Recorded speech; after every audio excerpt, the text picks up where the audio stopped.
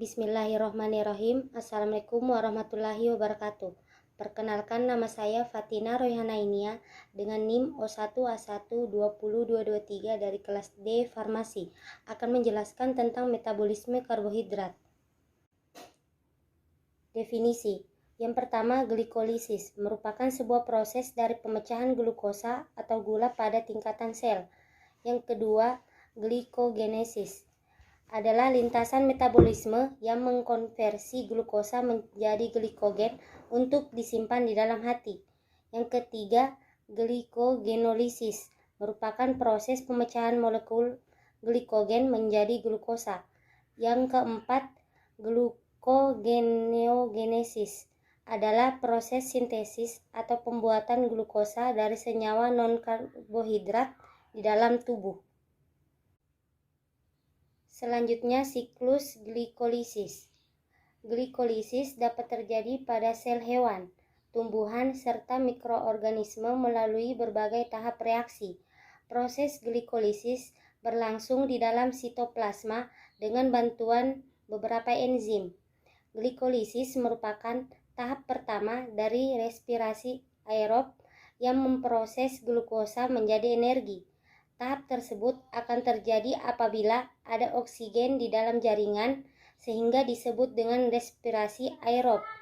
Energi dalam bentuk ATP yang dihasilkan dalam proses glikolisis selanjutnya digunakan dalam berbagai proses yang memerlukan energi, sebab ATP adalah molekul penyimpanan energi.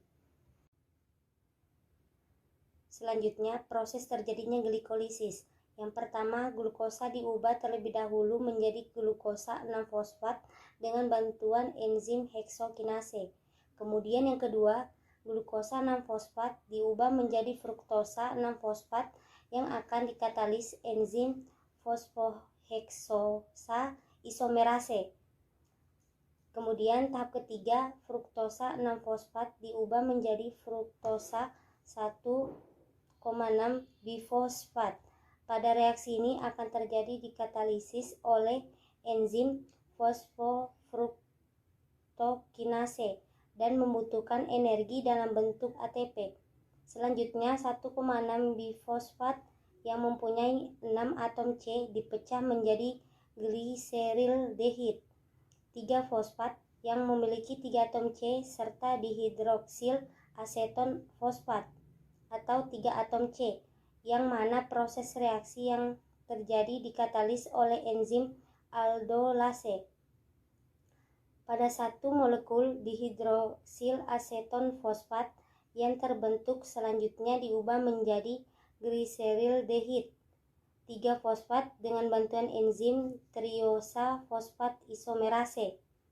Gliserildehid 3 fosfat selanjutnya diubah menjadi 1,3 bifosfogliserat dengan bantuan enzim gliserildehid 3 fosfat dehidrogenase. Lalu 1,3 bifosfogliserat diubah menjadi 3 fosfogliserat dengan bantuan enzim fosfogliserat kinase. Selanjutnya, 3 fosfogliserat tersebut diubah menjadi 2 fosfogliserat dengan bantuan enzim fosfogliserat mutase. 2 fosfogliserat tersebut selanjutnya diubah menjadi fosfoenol piruvat dengan bantuan enzim enolase. Yang terakhir, fosfoenol piruvat yang dihasilkan selanjutnya diubah menjadi piruvat yang akan dikatalisis enzim piruvat kinase. Selanjutnya, siklus Krebs. Siklus Krebs merupakan bagian dari respirasi aerob yang di dalamnya terdapat beberapa proses yang cukup kompleks. Inti dari siklus ini adalah untuk dapat menghasilkan energi. Sebelum memasuki tahap siklus Krebs, tahapan respirasi aerob dimulai dari glikolisis, dekarboksilasi oksidatif, lalu memasuki tahap siklus Krebs, kemudian masuk ke tahap akhir yaitu transfer elektron. Rangkaian reaksi metabolisme respirasi aerob pada sel yang menghasilkan energi dari asam pirufat hasil dari glikolisis. Proses ini terjadi dalam mitokondria sel yang membawa asetat aktif berupa asetil CoA dengan oksidasi glukosa yang diubah menjadi karbon dioksida dan hidrogen. Terkait dengan segi metabolisme biokimia, siklus Krebs berasal dari karbohidrat yang keluar membentuk lemak, sedangkan bahan yang masuk untuk siklus ini berasal dari asam amino yang keluar membentuk karbohidrat. Fungsi siklus Krebs: yang pertama, menghasilkan sebagian besar karbon dioksida. Yang kedua, sebagai penghasil koenzim tereduksi yang menggerakkan rantai pernapasan untuk produksi ATP dan mengkonversi energi dari zat berlebih untuk digunakan dalam sintesis asam lemak sebelum pembentukan trigliserida. Selanjutnya, rantai respirasi atau transport elektron. Transport elektron adalah proses terakhir dari respirasi aerob, di mana akan dihasilkan ATP dari NADH dan FADH2 hasil dari glikolisis, dekarboksilasi oksidatif, dan siklus Krebs. Transport elektron terjadi di membran dalam mitokondria. Di membran ini terdapat bagian-bagian penting yang berperan sebagai penerima elektron, yaitu kompleks protein 1, kompleks protein 2, kompleks protein 3, kompleks protein 4, ubikuinon, dan sitokrom C. Proses ini disebut juga dengan fosforilasi oksidatif dan ditemukan pada tahun 1948 oleh Eugene Kendeny dan Albert Lehninger. Selanjutnya, transport elektron untuk NADH.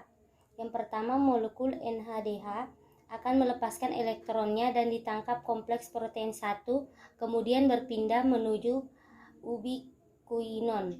Yang kedua, saat elektron meninggalkan kompleks protein 1 menyebabkan sebuah H+ dikeluarkan menuju ruang antarmembran. Yang ketiga, dari ubikuinon elektron akan menuju kompleks protein 3 dan kemudian menuju sitokrom. Keempat, saat elektron meninggalkan kompleks protein 3, sebuah H+ juga akan dikeluarkan menuju ruang antarmembran. Kelima, dari sitokrom C, elektron akan menuju kompleks sitokrom 4 yang kemudian akan menuju penerima elektron terakhir, yaitu O2. Keenam, saat elektron meninggalkan kompleks protein 4 menyebabkan sebuah H+ juga dikeluarkan menuju ruang antarmembran. Ketujuh, O2 setelah menerima elektron akan mengikat H+ dan membentuk H2O. Yang terakhir, 3H+ yang telah dikeluarkan tadi akan masuk kembali melalui enzim ATP sintase yang berada di membran tersebut. Setiap H+ yang masuk melalui ATP sintase juga akan dihasilkan satu molekul ATP. Jadi total dari 1 NADH akan dihasilkan 3 ATP. Selanjutnya, proses transport elektron molekul FADH2. Pertama, molekul FADH2 akan melepaskan elektronnya dan ditangkap kompleks protein 2, kemudian berpindah menuju ubikuinon. Namun pada tahap ini tidak menyebabkan dikeluarkannya H+. Kedua, kemudian elektron akan meninggalkan ubikuinon dan menuju kompleks protein 3 sitokrom C dan kompleks protein 4. Ketiga, saat elektron melewati kompleks protein 3 dan 4, masing-masing menyebabkan dikeluarkannya molekul H+. Terakhir, jadi hanya 2 H+ yang dikeluarkan hingga nantinya masuk kembali melalui ATP sintase dan terbentuknya 2 ATP. Di akhir cerita, elektron juga akan ditangkap oleh O2 menghasilkan H2O. Dari kedua proses di atas, NADH menghasilkan 3 molekul ATP, sedangkan FADH2 menghasilkan 2 molekul ATP. Jadi, dalam transport elektron dihasilkan kira-kira 34 ATP ditambah dari hasil glikolisis dan siklus Krebs. Maka secara keseluruhan, reaksi respirasi seluler menghasilkan total 38 ATP dari 1 molekul glukosa. Selanjutnya, hubungan metabolisme karbohidrat, lipid, asam amino, hasil pencernaan lemak atau asam lemak dan gliserol, dan protein atau asam amino masuk ke dalam jalur respirasi sel pada titik-titik yang diperlihatkan. Beberapa titik yang sama bekerja untuk mengalirkan kelebihan zat intermedier ke dalam jalur anabolisme ke sintesis lemak dan asam amino tertentu.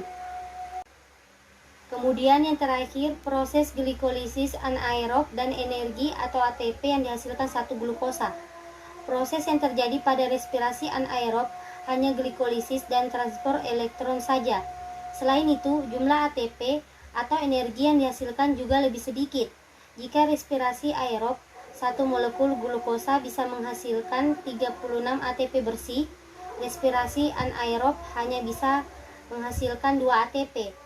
Respirasi anaerob diproses glikolisis. Kondisi piruvat ekspedisi pada sampel oksigen dalam sel. Dengan oksigen, molekul piruvat dapat memasuki mitokondria dan teroksidasi membentuk karbon dioksida dan udara. Tapi ketika tidak ada oksigen, maka piruvat kemudian diubah menjadi etanol atau asam laktat. Proses tersebut yang dinamakan respirasi anaerob. Mungkin itu saja yang dapat saya jelaskan, kurang dan lebihnya mohon dimaafkan. Wabillahi taufiq wal hidayah. Wassalamualaikum warahmatullahi wabarakatuh.